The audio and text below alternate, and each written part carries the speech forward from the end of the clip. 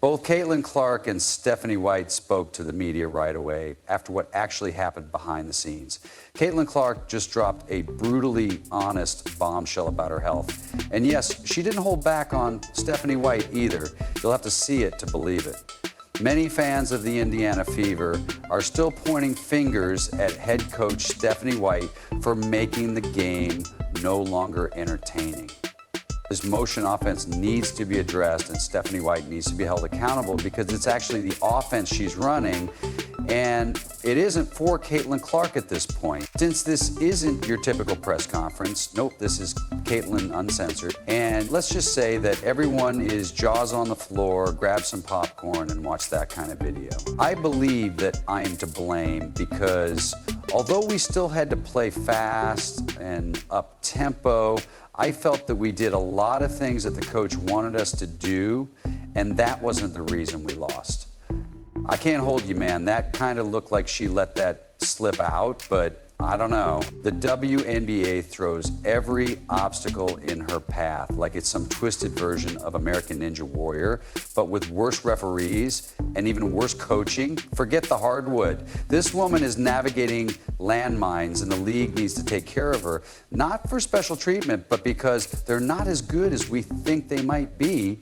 So they need to play fast, man. I think they don't necessarily look that good when they're playing half-court ball, but if we take a cue from the Valkyries, they seem to be running, not exhausted, spiritually dehydrated.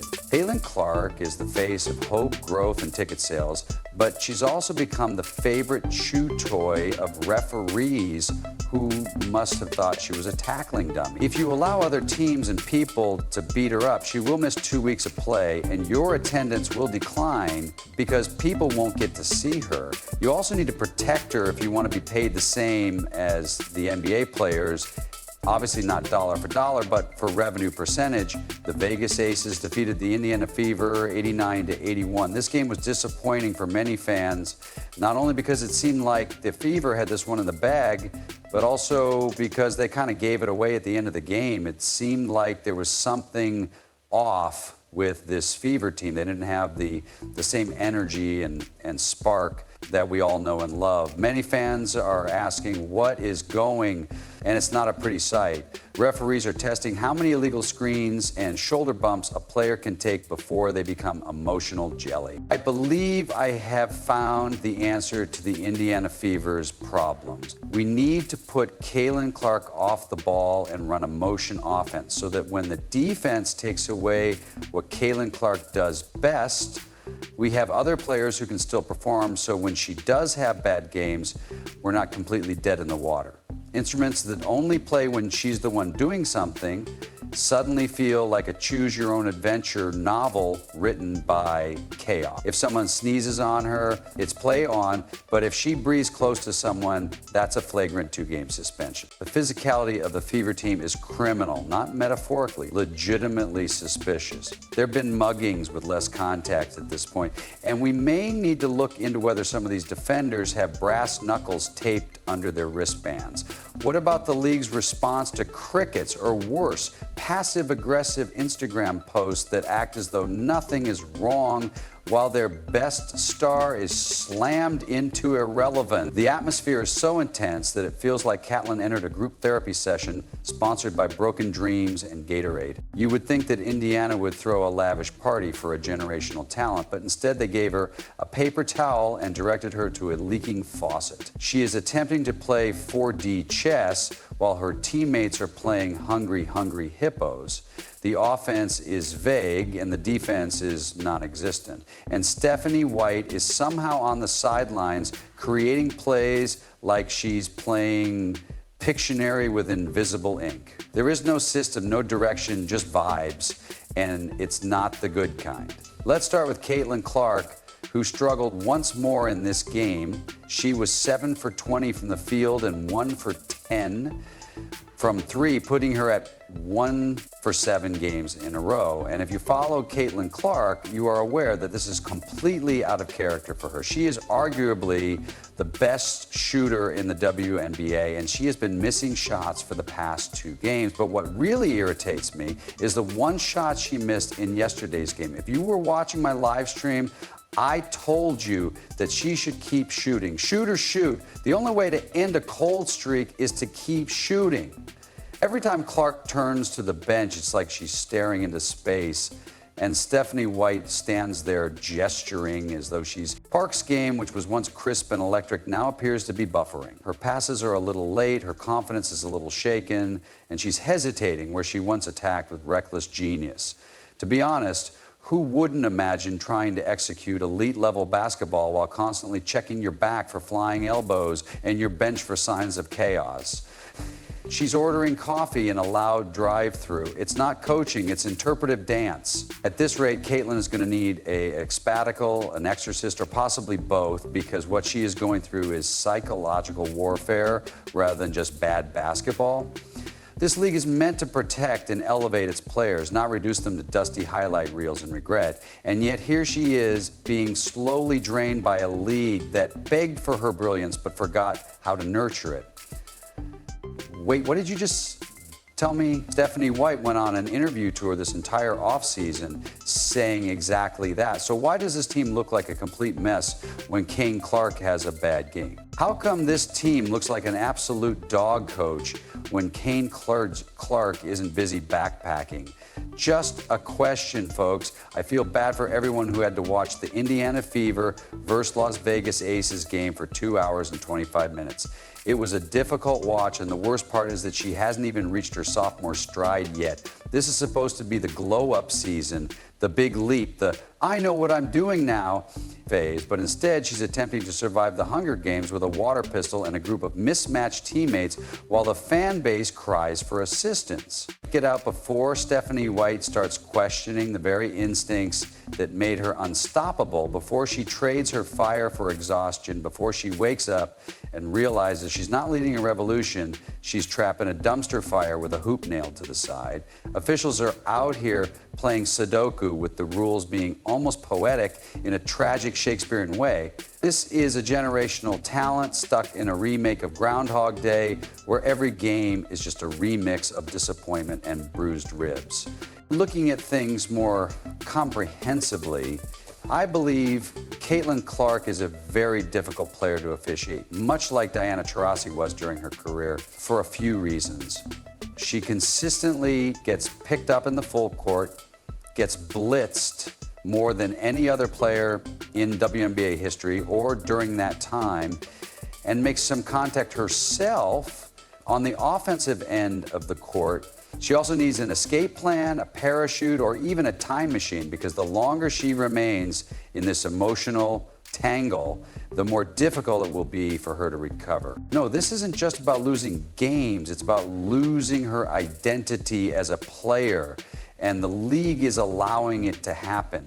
It's incomprehensible that they gave her every camera and sponsorship deal the moment she turned pro, and now they're letting her fade behind post entries and aimless dribble handles. She's not just any player, though. She's the reason people are watching, and yet they're treating her like a spare part in a 20-year-old team rebuild with a broken GPS. Meanwhile, Stephanie White is experimenting with lineups like a Pinterest board, trying out rotations that don't make any sense. If not, let's take Caitlin off the ball for 80% of the game. She needs to save herself, because this is the kind of environment that not only ruins your stats, but also your soul. In all honesty, she deserves better. The fans deserve better, the game deserves better, and I'm damned. She leads the league in turnovers, 7 for 20 from the field, 1 for 10 from the three-point line. But guess what? Her teammates will only be impressed and boast about her 19 points and 10 assists. For me, efficiency is everything, so I'm worried about those final three. Caitlin Clark should start packing her bags, because if she stays much longer, we're not seeing a superstar emerge. Rather, we're witnessing a legend be buried under apathy, bad whistles, and Stephanie White's magical mystery tour of tactical confusion. Although she leads the league in turnovers, she is shooting terrible from the field, and she has only made 1 three-pointer in the last 2 games, and that was against the Aces. Caitlin Clark appears to be trapped in a dystopian stage play where she is the lead but is never permitted to speak. Her movements are still there, and her talent is intact, but the authority, leadership, and spark of command that once made her the absolute gravitational center of the basketball universe is being dimmed, smothered, and erased. She isn't being developed, rather, she is being dismantled piece by piece, like a car being dismantled for parts in some back alley garage.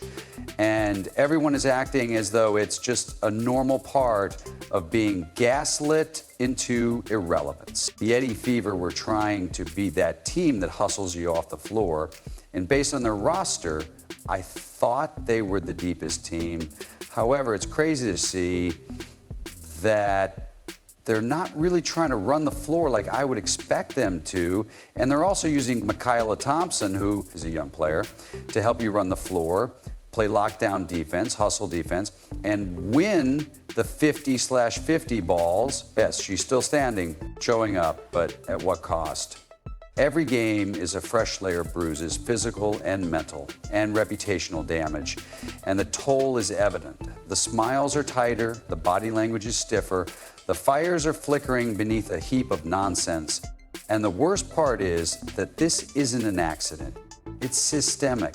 The entire league is letting the mob loose on her and then shrugging as though it's all part of the culture. But if you thought that was as dark as it gets, then Jenna Arima appears to be necessary to round out the madness of man, who could have provided insight or support, instead chose to go into full demolition mode without warning or context, just a condescending wrecking ball of unjustified criticism directed directly at a 22-year-old navigating the biggest circus in sports right now, as if she needed more reasons to doubt everything. It wasn't a critique, rather it was character defamation with varsity credentials, the kind of dismissive nonsense that hurts 10 times more coming from someone who should know better. That wasn't coach's insight, it was sabotage. Loud, unnecessary, and incredibly unhelpful. It didn't clarify anything. So, I'm sorry, but I knew something was wrong when I watched that Aces game and I couldn't pinpoint it, but it seemed like Miss Caitlin was unmotivated and defeated the entire time.